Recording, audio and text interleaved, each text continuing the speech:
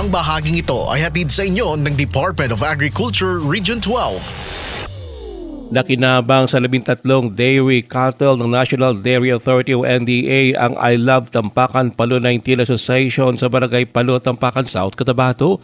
Layo nito na matulungan ang mga mamamayan na apektado ng insurhensya sa pamamagitan ng pagbibigay sa kanila ng dagdag na kabuhayan.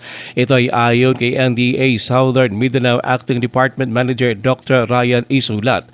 Pinasalamatan naman ni Palo Barangay Chairman Sotero Castellanes ang NDA at Department of Agriculture sa tulong na pinagkaloob sa kanilang mga mamamayan. Maliban sa pagbibigay ng kabuhayan, makatutulong din sa pagpapabuti ng nutrisyon ng mga mamamayan sa kanilang lugar ang nasabing proyekto. Nanguna sa dispersal ng mga baka ang NDA sa pakipaugnayan nito sa Department of Agriculture and Local Communist Armed Conflict o DALCAC. Ang NDA ay isang ahensya ng pamahalaan na nasa ilalim ng Department of Agriculture. Itinatag ito upang paunlarin at palakasin ang industriya ng gatas sa bansa. Ruel Osano, NDBC Bida Balita.